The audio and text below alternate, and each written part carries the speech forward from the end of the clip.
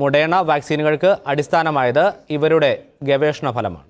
ഇപ്പോൾ നമുക്കിപ്പം ഒരു അതിഥി കൂടി ചേരുന്നുണ്ട്. ഡോക്ടർ രാജീവ് ജയദേവൻ ചേരുന്നു. ഡോക്ടർ രാജീവ്, 2 പേർക്ക് വൈദ്യശാസ്ത്ര നൊബേൽ പുരസ്കാരം ലഭിച്ചിരിക്കുന്നു. പ്രത്യേകിച്ച് കോവിഡ് വാക്സിൻ്റെ കണ്ടെത്തലുമായി ബന്ധപ്പെട്ടാണ് പുരസ്കാരം എന്നാണ് നമുക്ക് മനസ്സിലാക്കാൻ കഴിയുന്നത്. അമേരിക്കൻ ശാസ്ത്രജ്ഞനായ ഡ്രൂ വെയ്സ്മാനും ഹംഗറിക്കാരിയായ കാതലീൻ കരിക്കോയുമാണ് പുരസ്കാരം നേടിയത്. ഇവരുടെ ഒരു സംഭാവനയെ അങ്ങ് എങ്ങനെയാണ് വിലയിരുത്തുന്നത്? വളരെ പോസിറ്റീവായിട്ടുള്ള ഒരു ന്യൂസാണ് ഈ വന്നിരിക്കുന്നത്.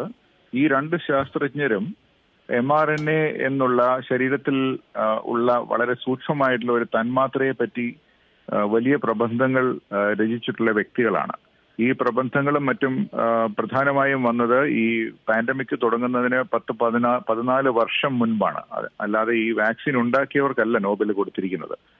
ഈ വാക്സിൻ ഉണ്ടാക്കാനുള്ള വഴിയൊരുക്കിയ പ്രധാനപ്പെട്ട 2 ശാസ്ത്രജ്ഞർക്കാണ് ഈ നോബൽ പ്രൈസ് ഈ വർഷം കൊടുത്തിരിക്കുന്നത്.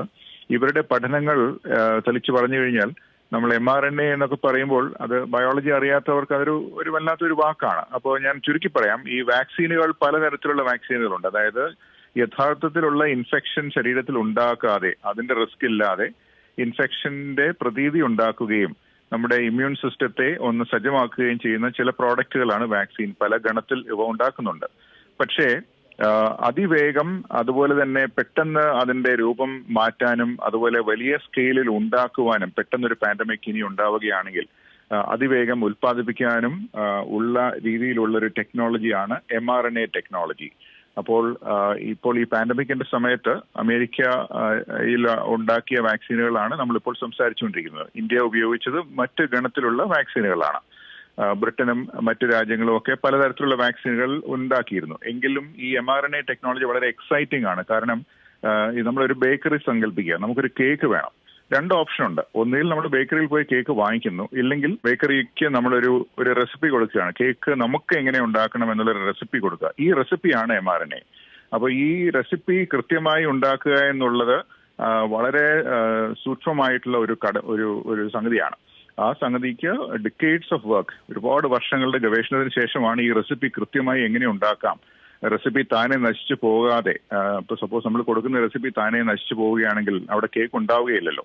അപ്പോൾ ഇത് താനെ നശിച്ചു പോകാതെ ഈ റെസിപ്പി എങ്ങനെ കൊടുക്കാം എന്നുള്ള രീതിയിലാണ് അവരുടെ ഗവേഷണം നടന്നതും. 2005 അവരുടെ സെമിനൽ പേപ്പർ ഉണ്ടായത്, suspension of mRNA recognition by toll receptors. എന്ന് വെച്ച് കഴിഞ്ഞാൽ ശരീരം തന്നെ ഈ മെസ്സഞ്ചറിനെ നശിപ്പിക്കാതെ അത് സ്വീകരിക്കുന്ന ഒരു ടെക്നോളജി. അത് വളരെ ഒരു ലാൻഡ്മാർക്ക് ഡിസ്കവറിയാണ്. 2005 അവരുടെ ഡിസ്കവറി നടത്തുന്നത്. അപ്പൊ ഈ 2 പേരും യൂണിവേഴ്സിറ്റി ഓഫ് പെൻസിൽവേനിയയിലെ ശാസ്ത്രജ്ഞരാണ്. ഒരാൾ ഹംഗേറിയൻ സിറ്റിസൺ ആണ്, മറ്റേ വ്യക്തി അമേരിക്കനും. അപ്പോൾ വളരെ സ്വാഗതാർഹമായിട്ടുള്ള ഒരു സംഗതിയാണ്. മാത്രമല്ല, ഈ കോവിഡ് വാക്സിൻ അപ്പുറത്തേക്ക് നിരവധി വാക്സിനുകളുടെ ഡെവലപ്മെന്റിൽ ഇത് വഴിതെളിക്കുമെന്നുള്ള യാതൊരു സംശയവുമില്ല. ഇപ്പോൾ തന്നെ ഫ്ലൂ വാക്സിൻ, അതുപോലെ മറ്റ് വൈറസുകൾക്കെതിരെയുള്ള വാക്സിനുകൾ, ഈവൻ ക്യാൻസർ വാക്സിൻ വരെ ഇനിയും വരാനുള്ള സാധ്യത കാണുന്നുണ്ട്. ഇത് ഈ ഒരു പുരസ്കാരം ഈ ഗവേഷണ ലോകത്തെ സംബന്ധിച്ചും വളരെ പോസിറ്റീവായ ഒരു കാര്യമായി കരുതുന്നില്ലേ? ഇനിയുള്ള കണ്ടുപിടുത്തങ്ങൾക്കും വൈദ്യശാസ്ത്ര മേഖലയിലെ പുതിയ ഡെവലപ്മെന്റിനും ഇത് വഴിവെക്കും എന്ന് താങ്കൾ കരുതുന്നുണ്ടോ?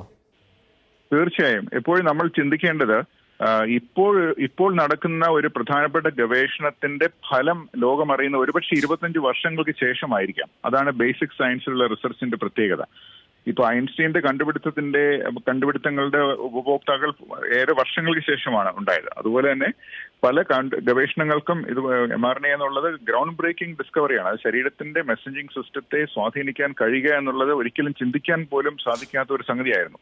അപ്പോൾ അത് സാധ്യമാക്കിയതും അത് പ്രാവർത്തികമായിട്ട് ഒരു രോഗത്തെ അത്യാവശ്യം ഫലപ്രദമായി, പൂർണ്ണമായിട്ട് അല്ലെങ്കിലും അത്യാവശ്യം ഫലപ്രദമായി ചെറുക്കാനായതും, ഗുരുതര രോഗം തടയുന്നതിൽ ഈ വാക്സിനുകൾ ഫലം കണ്ടു എന്നുള്ളതാണ് പ്രൂഫ് ഓഫ് ദ പുഡിംഗ് എന്ന് പറയുന്നത്. തീർച്ചയായിട്ടും വാക്സിനുകൾക്കെതിരെ വലിയ പ്രചാരണങ്ങളൊക്കെ നടക്കുന്നുണ്ടെങ്കിലും ഈ mRNA വാക്സിൻസ് ഇപ്പോഴും വളരെ പോസിറ്റീവായിട്ടുള്ള റിവ്യൂസ് ആണ് അതിനുള്ളത്. അതിന്റെ ലേറ്റസ്റ്റ് ആയിട്ടുള്ള പതിപ്പ് ഇപ്പോൾ അമേരിക്കയിൽ റിലീസ് ചെയ്ത് കഴിഞ്ഞതേ ഉള്ളൂ. അതായത് കോവിഡിന്റെ ഏറ്റവും പുതിയ വകഭേദമായിട്ടുള്ള XBB 1.5 വേണ്ടി തയ്പ്പിച്ചുണ്ടാക്കിയ ഉടുപ്പ് പോലെ ഒരു പുതിയ വാക്സിൻ അവർ റിലീസ് ചെയ്തിട്ടുണ്ട്. അപ്പോൾ ഇനിയും ഒരു പ്രശ്നം ഉണ്ടാവുകയാണെങ്കിൽ ഇങ്ങനെയുള്ള ടെക്നോളജികളായിരിക്കും നമ്മൾ ആശ്രയിക്കേണ്ടി വരിക. വളരെ നന്ദി ഡോക്ടർ ജയദേവൻ ഈ ഘട്ടത്തിൽ പ്രതികരിച്ചതിന്.